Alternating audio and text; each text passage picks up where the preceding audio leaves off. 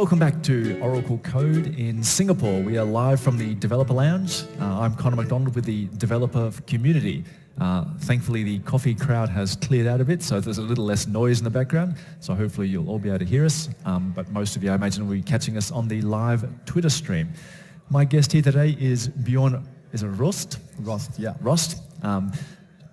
Tell me where the name comes from and where are you based? The name comes from my parents had the same last name, and they just said, let's just go with that when we name our son.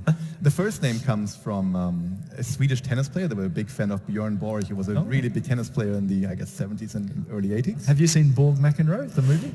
I have not seen the movie. That's a great movie. You should watch it. You should. So that's where the name comes from. Okay, and, so where are you based? I moved to Ottawa in Canada a year ago. I'm originally from Europe, and I've just survived my first proper full-time Canadian winter. Okay, and so why did you move to Canada? I guess to just see a little bit something else of the world. I've lived in Germany for all my life, and I thought this is a good opportunity to see something else, do something else, and also expose myself to a different kind of market. I've worked with European clients most of the time, and now I work with North American clients most of the time, and that's also interesting in terms of you get a little bit more access to emerging technologies as opposed to old school technologies, which is what Europeans do. Okay, so old school technology, I assume, basically you maybe came from, say, database background. Would that be correct? Yeah, I've done databases. I've also done systems. So before this, I had a company where we ran software as a service for ISVs. You would probably call it the cloud today, but in the 90s or 2000s, we didn't call it the cloud. We just called it running your stuff. Okay. So I did, in that time, outsourcing. I guess you could call it that, or managed services, where we did, we ran a data center, we ran the data center floor space, we put in servers, we installed operating systems, we automated provisioning systems and virtualizing environments, and then obviously installing databases and application servers and running all of that. But what I was mostly interested in, what I found most fascinating and interesting to work with was databases and the Oracle database, mostly because it's so beautifully complex and there's so much to learn and so much to do and so much to tweak and to play with that I always found that the most fascinating piece of technology to play with. Okay. And so now that you've moved to Canada, how has that changed? What's the... Well, there's still a lot of Oracle I do, and I would say the one change is that I work with a lot more engineered systems. I see a lot of them in North America and not so many in Europe, so I do work a lot on these Exadata systems, ODAs.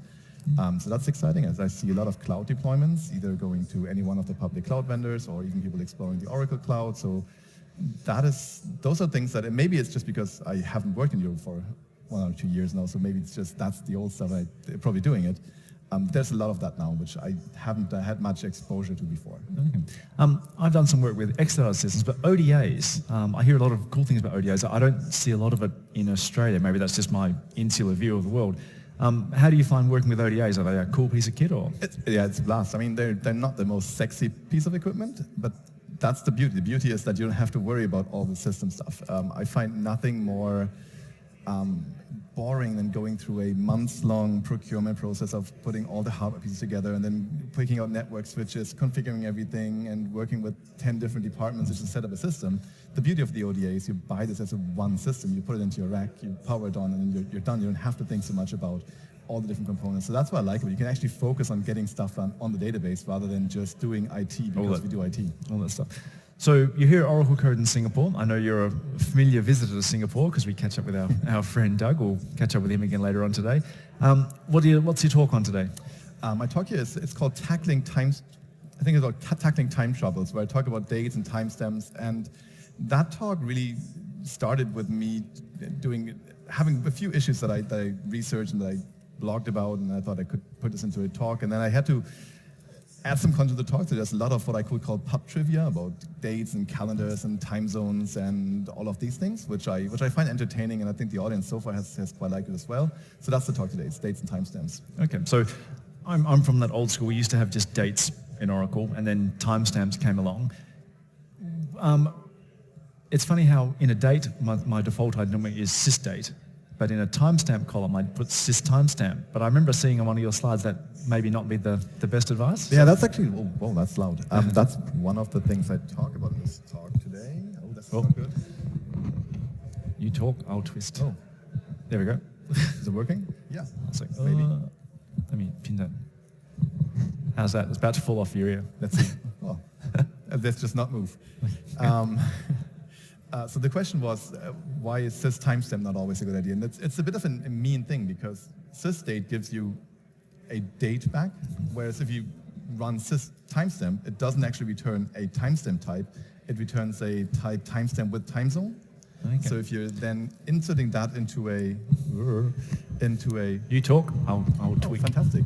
If you're inserting that into a timestamp column, there has to be some conversion that has to go on. And in the easiest case, you would just drop the time zone from it.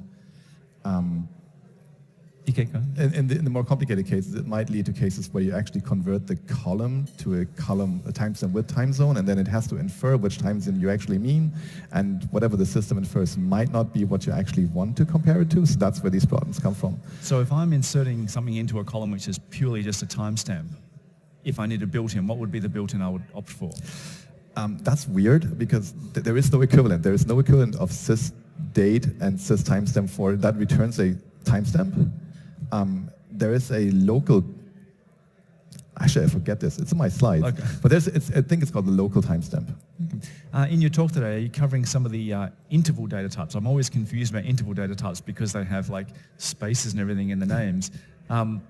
You know, I don't really understand the uses for interval data types. Can you give me any benefit of your knowledge there?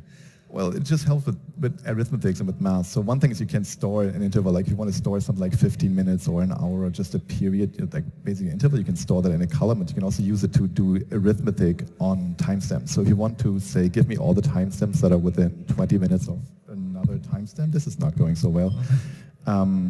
You can do that with intervals. Because again, if you just do the date arithmetic, if you say sys timestamp plus and then sys some logic, some numbers or fractions of numbers, then it will actually convert it and cast it to dates. So then you're losing the sub-second. That would I've done things where I've done sys timestamp plus 3, and I get 3 days time, but I've lost the precision.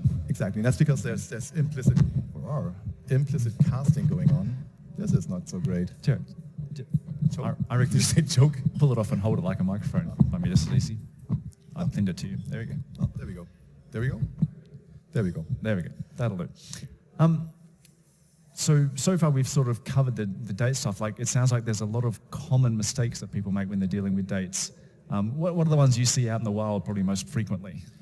So the most common one is probably using functions on date columns when you really shouldn't be using functions. And the most common one is whenever you store something, you actually store the sys date or the sys timestamp or the local timestamp into your column, which then has the hours and minutes and seconds and for timestamps also sub-seconds. But then the types of query you run are typically queries, give me all the orders that came in today, which really isn't an equality check, it's really more of a range scan. And what the easiest way to write this, obviously, is to say where the order date equals, or where trunk order date equals today or yesterday or whatever date I'm interested in. The problem then becomes that you're running a function on a column, and then that means Oracle can't use an index on the column. It would have to use a function-based index, and even if it's not about the index, even if you have an unindexed column, it's not about using the index access, you're still applying the function to every row in the table, and that just makes it a lot slower. And then one solution to that would be to write a little bit more complicated syntax. You could write the syntax as and give me all the orders between midnight the night before and midnight the day after. But then that means you have to write a little bit longer SQL. But then Oracle can actually see that it's arranged again, and it can do a range scan, or it doesn't even have to do the function arithmetic. So that's probably the most common mistake I see around dates is probably around that. It's like I did an office hours talk a few weeks ago on a similar thing where developers will, what I would say, smuggle in a function-based index to solve, rather than change the SQL, I'll smuggle in a function-based index. But they always get caught out because it's amazing these sort of side effects you get in the database. If you try to if you're a DBA, a diligent DBA, you're doing an alter table shrink space, you can't do that on a table that has a function-based index. And so there's these odd sort of consequences of just rather than writing nice, good, pure SQL. But you don't care about that when you're just wanting to speed up that query. That's right, yeah. It's like, just get the stuff in. Enough about dates and times and the like. I know from chatting outside the interview realm of things, you're very keen on Kafka. I'm a total noob when it comes to Kafka. Can you give me like the 1 minute introduction as to what Kafka is and why it's sort of taking the world by storm? Yeah, let's try. So Kafka to me does two things, and the first thing is it's a method to connect to many different data sources in a streaming real-time fashion where you can dump events into Kafka and then consume them somewhere else, either at the same time or even later. And multiple consumers can consume the same stream. So it's kind of a message bus. Think of it as Oracle Advanced Queuing, but unlike queuing, you don't have to specify your consumers, and you can have more than one consumer per message queue. And so that's one thing it does. The other thing it does is it has open source connectors to almost any system you could think of. So it has open source connectors to things like Twitter, databases like Oracle, MySQL, Postgres, Mongo, to some other systems. So it's really a good system to ingest data from all kinds of different sources and then distribute them to somewhere else. Then the third thing that Kafka does is it persists data. So unlike most other message queues, the messages could just get discarded after one or more consumers have seen them.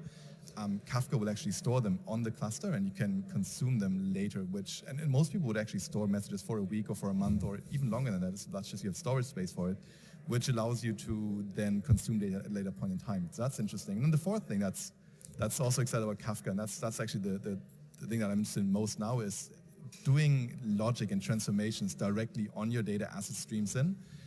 That's interesting for things like fraud prevention, but also real-time analytics. Like you have a stream of orders that are coming into your system. Do you want to wait until your data warehouse has all of these things and then run analytics on them?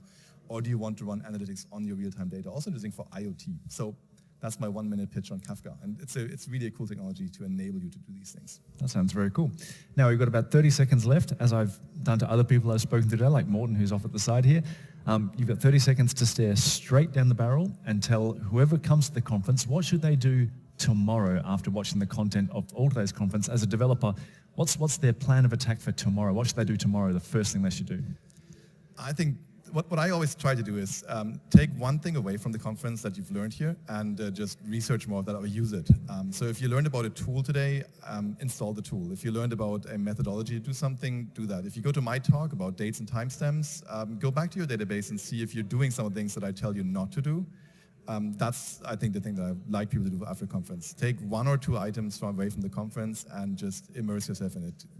Research it, download software, program some code, or review the things that you've done against the best practices you learn here. Thanks for your time, Bjorn. Apologies for the microphone hassles. Catch Bjorn's talk later on the Oracle Code Online channel on YouTube, or catch up with it later on at your own leisure. All the talks are being recorded on YouTube. We'll see you later on today with more Dev Live interviews, and for now, we'll see you soon. Thanks, Bjorn. Thank you, Wayne.